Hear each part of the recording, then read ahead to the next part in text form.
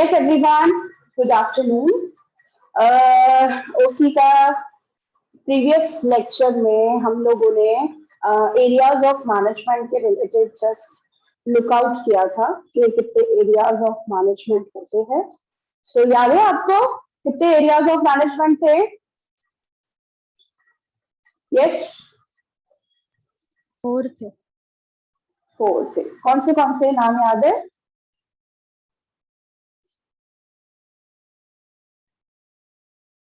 Yes, Radhe, चिराग.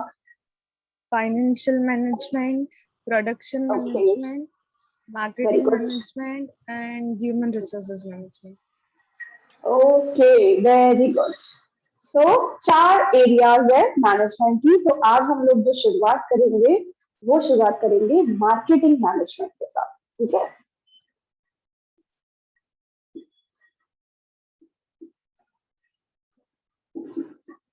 Marketing management. क्या आप में से मुझे कोई बता सकता है कि मार्केटिंग मैनेजमेंट में कौन सी एक्टिविटीज आ सकती है आपके हिसाब से, कि कंपनी में मार्केटिंग के अंदर कौन सी चीजें होती है? Any idea? मैम रिसर्च करना मार्केट के हिसाब से.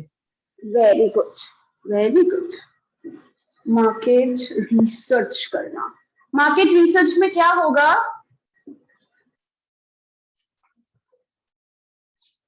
हम लोगों को क्या पता चलेगा? कौन सा प्रोडक्ट ज्यादा बिकता है. अच्छा, ओके. बट फॉर एग्जाम्पल कोई XYZ कंपनी है, ठीक है. अब वो अपने प्रोडक्ट का देखेगी ना कि किस तरीके से मार्केट में सेल्स हो रही है, हमारी कंपनी के प्रोडक्ट की डिमांड क्या है, कंपटीटर्स कौन से हैं, उन लोगों ने अपने प्रमोशनल किस तरीके से अपनाए हुए प्रमोशनल टूल्स वगैरह, वो तो ये देखेगी ना कंपनी को. तो अपने बारे में देखेगा सब कुछ. ओवरऑल क्या चल रहा है वो तो ध्यान में रखना है. बट जो मेन फोकस किया जाता है कि मार्केट में कस्टमर्स को क्या चाहिए, ये देखा जाता है. कस्टमर को कितने प्राइस पे ये प्रोडक्ट, कस्टमर कितना प्राइस पे करने के लिए तैयार है ये प्रोडक्ट पे, तो ये सब चीजें देखनी पड़ती है. से फॉर एग्जाम्पल मैं आपको बोलूं कि डव कंपनी है, ठीक है. अब वो जनरली तो सोप, बॉडी लोशन, ऐसी सब चीजें ही अभी आजकल बना रही है, प्रोड्यूस कर रही है.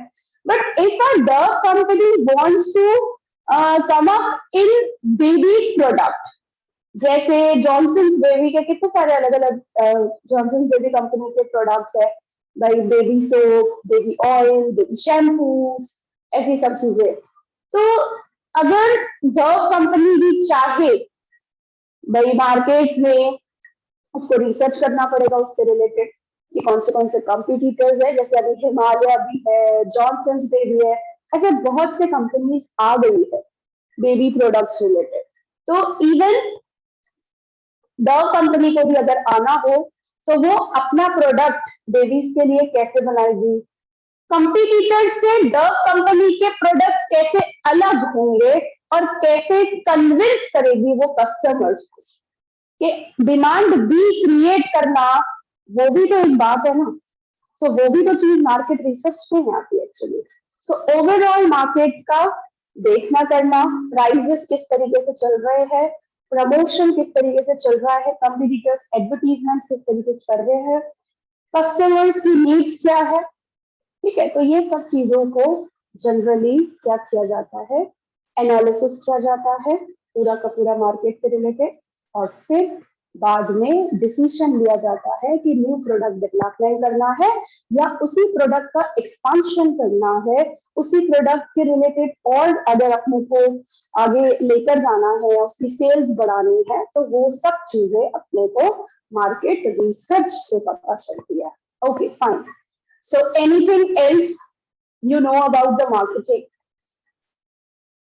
और क्या होता है मार्केटिंग में? यस, राधे, क्या क्या आपको पता है मार्केटिंग रिलेटेड जनरली क्या चीजें होती है? मार्केटिंग करना मतलब एडवर्टाइजमेंट करना. एडवर्टीजमेंट करना, सबसे पहला शब्द यही आता है, एडवर्टीजमेंट करना। Yes, okay. सो एडवर्टीजमेंट बहुत सारे तरीकों से की जा सकती है, TV, radio, website, social media, आजकल तो अवेलेबल है सब चीजें, सोशल मीडिया पूरा बढ़ चुका है एडवर्टीजमेंट।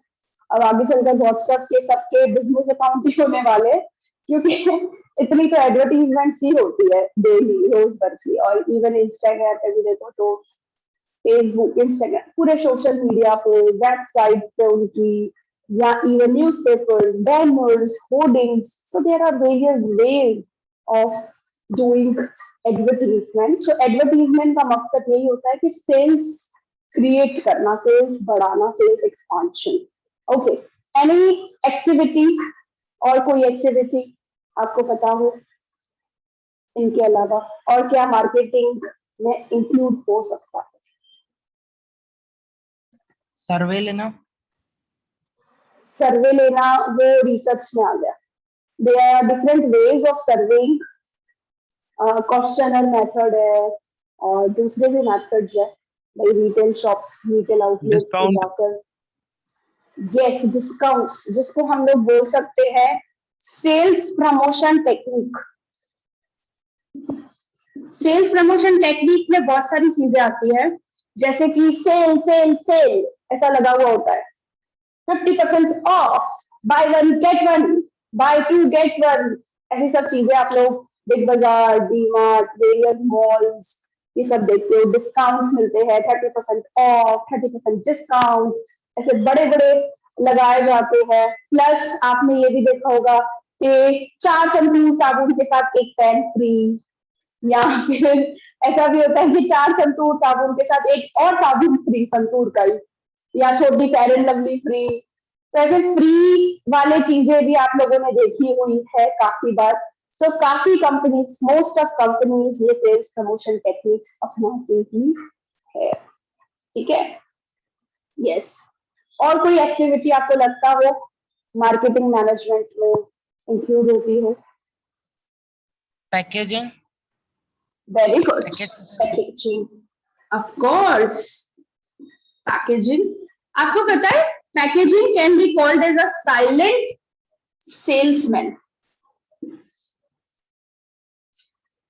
हम लोगों को आज भी लेस में अगर वेफर चाहिए होती है, सो वी कॉल ब्लू वाली वेफर, ऑरेंज वाली वेफर, हम ऐसे बोलते हैं आज भी, क्योंकि उसकी जो पैकिंग होती है ना, वो हमारे दिमाग में फिक्स हो जाती है। उसका कलर क्या था पैकिंग का, समझे? तो अपने को अगर हम बाहर से भी जा रहे होते हैं ना, तभी भी हम लोगों को उसके पैकेजिंग से कंपनी के बारे में पता चल जाएगा कि ये कंपनी का प्रोडक्ट है। So packaging can be called as a silent salesman. मतलब सेल्समैनिंग करने की जरूरत ही नहीं है, आपकी पैकिंग इतनी इनफ है, इतनी अट्रैक्टिव होनी चाहिए, इतनी कलरफुल वाइब्रेंट कलर्स होने चाहिए उसके अंदर, और you know labelling and branding, brand name वगैरह सब कुछ भी होता है। सो पैकेजिंग के साथ साथ में यहाँ पे मैं लिख सकती हूँ ब्रांडिंग, लेबलिंग।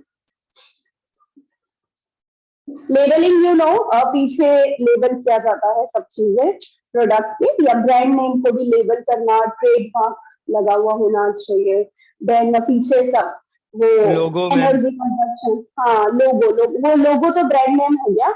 और पीछे जो होता है ना, जैसे MRP हो गया, मैन्युफैक्चरिंग डेट हो गया, फिर एक्सपायरी डेट हो गया, फिर इंग्रेडिएंट्स हो गए, फिर अलग अलग फ्लेवर्स के बारे में हुआ, फिर टोल फ्री नंबर होता है, हाउ टू यूज, भाई कैसे यूज करना। जैसे मैगी के पीछे आपने देखा होगा उसका प्रोसेस भी होता है कि इस तरीके से, भाई मैगी को पहले पानी बॉईल करो, फिर वेजीज डालो, फिर मैगी तोड़ के डालो। तो कोई भी उस इंस्ट्रक्शंस को पढ़ के बना सकता है। तो ऐसी सब चीजें लिखी हुई होती है, प्लस कैलोरीज, और कैलोरीज नहीं वो लिखा होता है, फैट्स और एनर्जी, कार्बोहाइड्रेट्स, ऐसी सब चीजें। जी जी जी, वो पूरा का पूरा सब चीजें लिखी होती है। So that can be called as a labelling, product का लेबलिंग, ठीक है। तो that is also the work of the marketing. Yes, और कोई एक्टिविटी आपके दिमाग में हो? और क्या होता होगा मार्केटिंग में? यस वैभवी, आपके दिमाग में कोई चीज आ रही हो?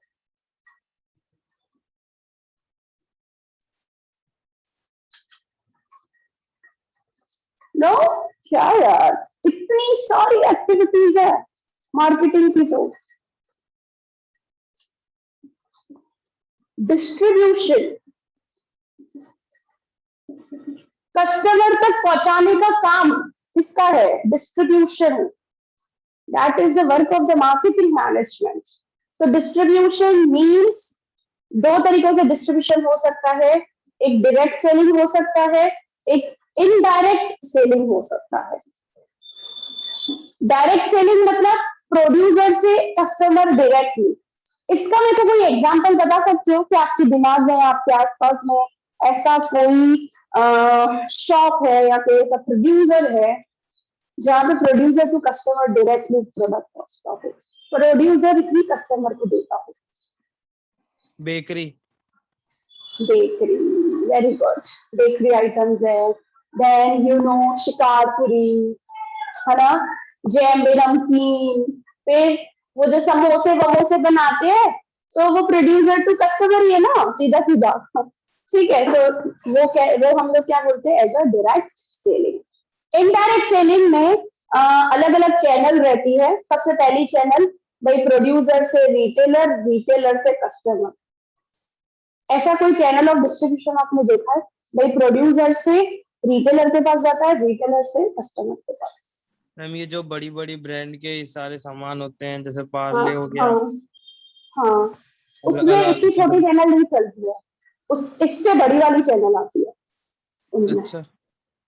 हाँ, इसमें मैं आपको बता सकती हूँ अमूल।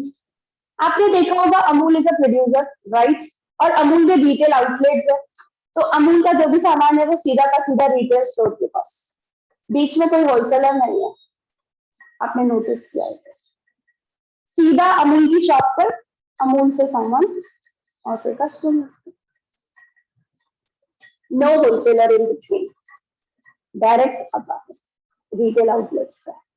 नोटिस किया है ये ऐसा चैनल ऑफ डिस्ट्रीब्यूशन? यस। इससे बड़ा चैनल ऑफ डिस्ट्रीब्यूशन है प्रोड्यूसर टू होलसेलर, होलसेलर से रिटेलर, रिटेलर से कस्टमर। अब जो भी कंपनी आती है, भाई बालाजी, देन इससे बालाजी तो अभी बहुत ज्यादा ही बड़ी हो गई है, इससे बड़ा चैनल ऑफ डिस्ट्रीब्यूशन फॉलो करती है। प्लस पार्ले जी है, या फिर बहुत सारे ऐसे प्रोडक्ट्स है जैसे पतंजलि है। तो ये सब जनरली जो कंपनीज के प्रोडक्ट्स वगैरह होते हैं वो इस तरीके से चलते हैं, भाई प्रोड्यूसर से होलसेलर, होलसेलर से रिटेलर, रिटेलर से कस्टमर। ठीक है, या फिर कपड़े मार्केट में भी ये चीज आपने देखी है, भाई जो भी टेक्सटाइल मैन्युफैक्चर है फिर होलसेलर के पास बढ़ के जाता है और फिर रिटेलर्स के पास और फिर कस्टमर के पास। ठीक है, इससे और बड़ा चैनल ऑफ डिस्ट्रीब्यूशन हो सकता है प्रोड्यूसर से एजेंट, एजेंट से होलसेलर, होलसेलर से रिटेलर, रिटेलर से कस्टमर। अब जो मल्टीनेशनल कंपनी होती है, किसमें? वेजिटेबल्स में। भी होता है। हाँ हाँ, बट वेजिटेबल्स में जनरली ये वाला चैनल चलता है, प्रोड्यूसर से होलसेलर, होलसेलर से रिटेलर, ये वाला चलता है। या फिर इवन ऐसा भी हो सकता है भाई प्रोड्यूसर जैसे फार्मर है, फार्मर से फिर एजेंट मीडिएटर के पास, क्योंकि उसके पास गोडाउन वगैरह होता है, वो कोल्ड स्टोरेज में रख देता है। फिर उसके बाद से फिर होलसेल मार्केट में आता है, जैसे कालूपुर या फिर कुबेर नगर होलसेल मार्केट है पूरा। फिर ऐसे होलसेल मार्केट में आएगा, उसके बाद फिर रिटेल जो भी लेकर हमारे सामने वेजिटेबल आते हैं, या फिर स्ट्रीट सेलिंग होता है, तो ऐसे रिटेलर्स और फिर कस्टमर, ऐसा भी है। या इवन मल्टीनेशनल कंपनीज जो है, पेप्सी, कोका कोला, ऐसे सब कंपनीज के जो भी लेस वगैरह, किटकैट, कैडबरी, तो ये सब का चैनल ऑफ डिस्ट्रीब्यूशन ऐसे चल रहा है। या इवन मैं आपको बोलूं, मैं बालाजी का भी अभी इस तरीके से चलने लगा है, क्योंकि बालाजी का भी बहुत बड़े लेवल पर सेल्स पहुंच चुका है। Okay fine, so distribution is also the work of the marketing management. This is also very important activity. Yes, और कुछ आइडिया और कोई एक्टिविटी के रिलेटेड आपको दिमाग में आ रहा हो मार्केटिंग में और क्या होता होगा?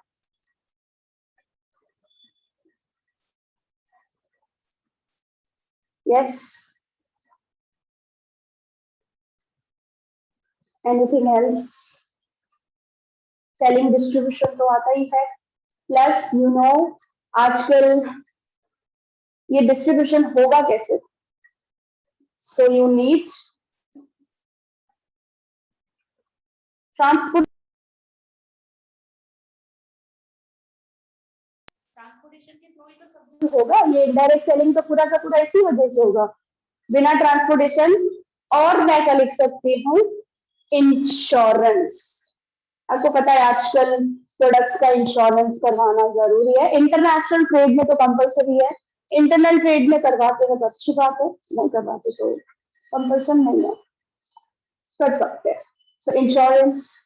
अब ये मार्केटिंग मैनेजमेंट को फाइनेंशियल अरेंजमेंट करके रखनी पड़ती है सब चीजों की, एडवर्टीजमेंट में कितना खर्चा होगा, क्या होगा, राइट? तो ये एक्टिविटीज है। इसके साथ साथ में आपको मैं बताऊं, इवन प्रोडक्ट का स्टैंडर्डाइजेशन, प्रोडक्ट का ग्रेडेशन करवाना, ये सब भी एक्टिविटीज मार्केटिंग मैनेजमेंट भी करता है कंपनी के अंदर। सो लिस्ट ऑफ एक्टिविटीज है। और हाँ, लास्ट एक्टिविटी, भाई सेल्स तो करी, सेलिंग डिस्ट्रीब्यूशन तो हो गया, but the last activity that is after sale services, that is also the work done by marketing management, because warranty, guarantee, product exchanging, ये सब चीजें जरूरी है। ऐसा नहीं है कि कंपनी ने प्रोडक्ट बेच दिया मतलब बात खत्म हो गई। आफ्टर सेल सर्विसेज प्रोवाइड करना, that is also the responsibility of marketing management। ठीक है? सो बेसिक आपको पता है मार्केटिंग के रिलेटेड, काफी अच्छा चैप्टर, आगे चलकर तो पूरा चैप्टर है 10 चैप्टर, तो काफी इंटरेस्टिंग है, काफी मजेदार वाला चैप्टर है। और मैं आपको मार्केटिंग मैनेजमेंट करना पूरा हम लोग एक हाइपोथेटिकल कंपनी क्रिएट करेंगे जब मैं चैप्टर 10 पे आऊंगी। हाइपोथेटिकल कंपनी क्रिएट करके और फिर हम लोग सब चीजें, सब प्रोसेस इसका कैसे जाता है, किस तरीके से मार्केटिंग मैनेजमेंट हम लोग करेंगे, वो सब चीजें हम लोग डिसाइड करेंगे। सो मेरा अब नेक्स्ट क्वेश्चन आपसे ये है, what is the basic objective or the very important objective for the marketing management? Can you know?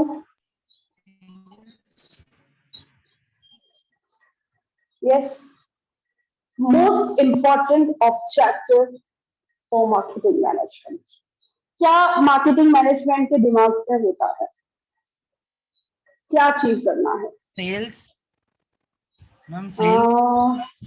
Sales, okay fine, sales, okay. और कुछ?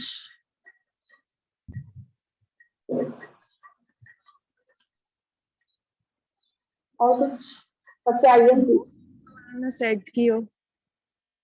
क्या क्या सेट किया हो? जो गोल सेट किए हो। हाँ, तो वो सेल्स हो जाता है, बट वो गोल ही मैं पूछ रही हूँ, वो ऑब्जेक्टिव ही मैं पूछ रही हूँ कि जनरली क्या होता है मार्केटिंग मैनेजमेंट का? प्रॉफिट अचीव करना। नो, हाँ, this is the objective, but इससे भी आईएमपी ऑब्जेक्टिव है। मार्केटिंग मैनेजमेंट का टारगेट ही सिर्फ एक निशाना, वैसे तो ऐसे दूसरे निशाने भी होते हैं, प्रॉफिटेबिलिटी, सेल्स, आप जो बोल रहे हो, बट एक बहुत जबरदस्त निशाना होता है, increase in sales. Increase sales. तो बता दिया ना, सेल्स तो गुड्स। बोल दिया। नहीं, गुड्स। नहीं, सोचो सोचो सोचो। एक गोल, सबसे आईएमपी आज के टाइम पर मॉडर्नाइजेशन में, लोगों तक पहुंचना। लोगों तक गुड्स पहुंचाना. Okay, that is the whole process of marketing management. You are true. That ultimate goal, ultimate objective is what marketing management wants to achieve. सोचो, आखिर मार्केट रिसर्च, आखिर एडवर्टीजमेंट और ऐसी सब चीजें क्यों करनी है? क्यों एडवर्टीजमेंट्स और प्रमोशंस, डिस्काउंट्स और पैकेजिंग अट्रैक्टिव बनाता है? क्यों आखिर? प्रॉफिट के लिए. प्रॉफिट तो होगा ही होगा ना, वो तो हर एक कंपनी का ऑब्जेक्टिव होता ही है. But main objective of marketing management, उसके सामान बिके. सोचो. नहीं, अभी भी नियर बाय में हो. थोड़ा सोचो और थोड़ा दिमाग पे जोर डालो. मैं बता दूंगी ना तो मजा नहीं आएगा. क्या करना? क्या? रिसोर्सेज का यूज करना. These are the basic. ये तो सब होता रहता है. मैनेजमेंट है तो मैनेजमेंट में प्रॉफिटेबिलिटी और ऐसी सब चीजें तो होती है ना.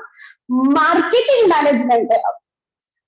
अब मैनेजमेंट के ऑब्जेक्टिव्स नहीं बोलो, मार्केटिंग मैनेजमेंट का ऑब्जेक्टिव बोलो. इसका टारगेट किस पे होता है?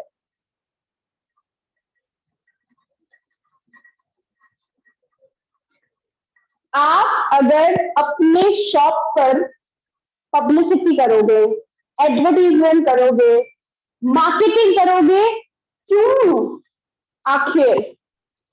बिकॉज अट्रैक्ट करने के लिए. हाँ, कस्टमर सेटिस्फाई करने के लिए. Customer satisfaction is the prime objective of marketing management.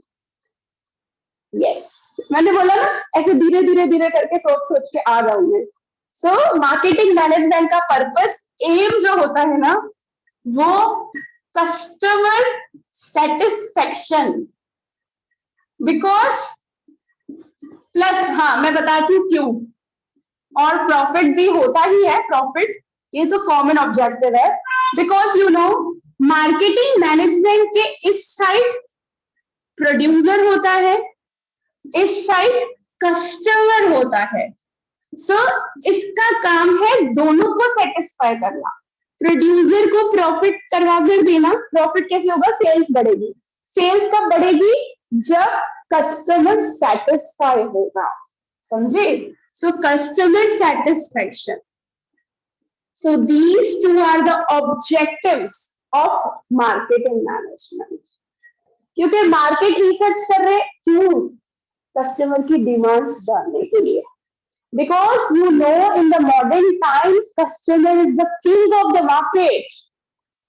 So his ultimately goal is to satisfy the customers. अब एडवर्टीजमेंट जो की जाती है, क्या दिमाग में होता है? कस्टमर अट्रैक्ट होना चाहिए, कस्टमर सेटिस्फाई होना चाहिए. अब ऑफर्स जो भी रखी जाती है, जो भी प्रमोशनल टेक्निक्स अपनाई जाती है, कस्टमर को सेटिस्फेक्शन देना है. ऐसा नहीं है खाली प्रोडक्ट बेचना है आज के टाइम पर, बट कस्टमर सेटिस्फाइड होना चाहिए और दोबारा हमारी दुकान पर हमारे कंपनी के प्रोडक्ट्स खरीदने चाहिए. प्लस खुद भी आए और दूसरों 4 जनों को भी ले आए. ऐसा आज के टाइम पर ये चीज है. तो हर कोई जो बिजनेस करता है उसके दिमाग में भाई, अब देखो फॉर एग्जांपल ये शॉप्स वगैरह हो तो सोल प्रोप्राइटरशिप या पार्टनरशिप है. But company form of business के अंदर बहुत लार्ज स्केल पे प्रोडक्शन और ऐसी सब चीजें होती है. तो वहां पे एक separate marketing management department create किया जाता है और पूरा का पूरा ये जो हम लोग अभी तक करते हुए आए हैं भाई, जो एक्टिविटीज वगैरह होती है वो पूरा डिपार्टमेंट हैंडल आउट करता है. अब उसके अंदर सेल्स भी आ गई तो एडवर्टीजमेंट भी आ गई तो मार्केट रिसर्च भी आ गया तो पैकेजिंग भी आ गई. एवरीथिंग, प्रोडक्ट डेवलपमेंट, हर चीज. आपको पता है पूरा मार्केटिंग मैनेजमेंट 4 P पे चलता है. 4 P's. अब वो 4 P's कौन से है वो हम लोग पढ़ेंगे. चलो, सो ये 4 P आपको लाइफ टाइम याद रखने हैं. 4 P's ऑफ मार्केटिंग मैनेजमेंट। सबसे पहला P प्रोडक्ट, ठीक है। Second P price, third P place या हम बोल सकते हैं distribution, and fourth P that is promotion. अब प्रोडक्ट रिलेटेड क्या होता है, अब नया प्रोडक्ट डेवलप करना हो या एग्जिस्टिंग प्रोडक्ट के ऊपर ही काम करना हो, ठीक है। सो यहाँ पे चीज क्या होगी, decisions related to the development of new product or existing product.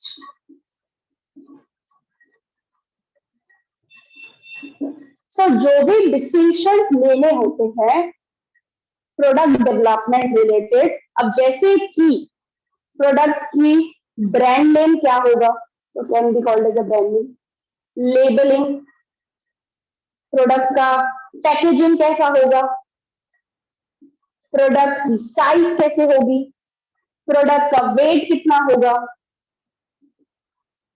Colour of the product, appearance of the product, fragrance of the product etcetera. ये सब चीजें अब नया प्रोडक्ट डेवलप करना हो तब भी देखी जाती है, तब भी डिसीजंस किए जाते हैं, और एग्जिस्टिंग प्रोडक्ट रिलेटेड अगर करना हो तो भी जो भी डिसीजंस लिए जाते हैं वो इसके अंदर आते हैं। पहला P प्रोडक्ट, जिसको हम लोग बोल सकते हैं एज अ प्रोडक्ट मिक्स। आज से 1 मार्क में पूछा जा सकता है व्हाट इज प्रोडक्ट मिक्स।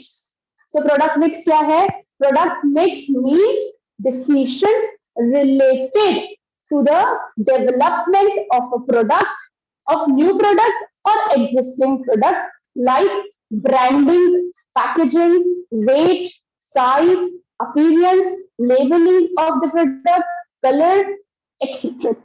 ये सब decisions लेने पड़ते हैं, समझे। तो ये सब चीजें यहाँ पे आती है प्रोडक्ट, फर्स्ट P।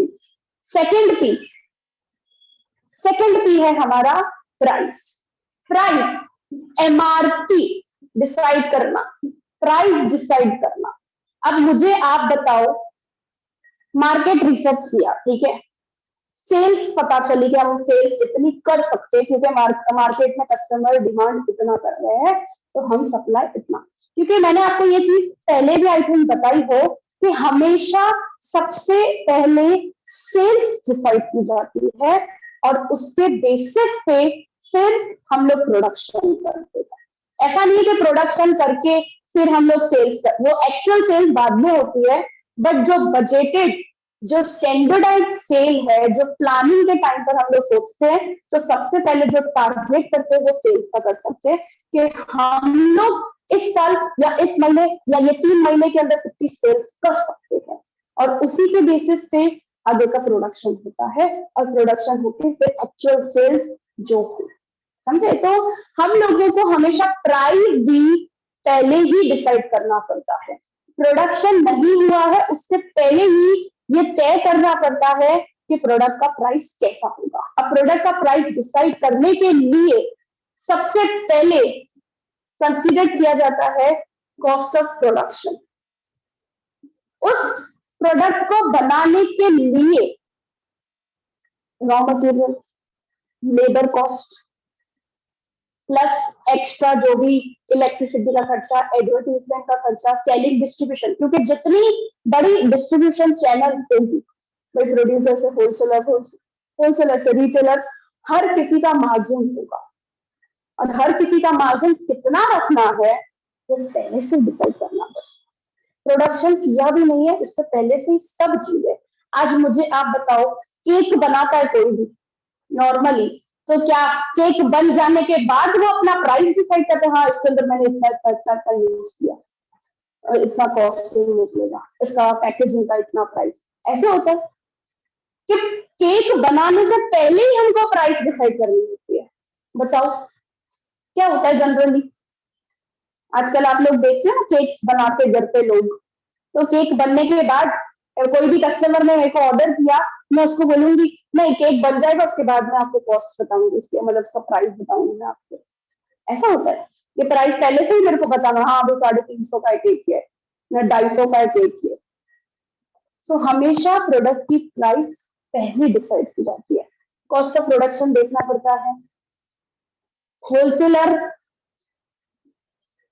रिटेलर्स के मार्जिन देखने पड़ते हैं, क्योंकि मुनाफा उनको भी होता है इस चीज का, उनके मार्जिन। फिर आपने पढ़ा है ट्रेड डिस्काउंट, कैश डिस्काउंट, सो वो डिस्काउंट्स कैसे होंगे वो देखने पड़ते हैं। कंपटीटर का प्राइस क्या है वो देखना पड़ता है, गवर्नमेंट पॉलिसीज क्या चल रही है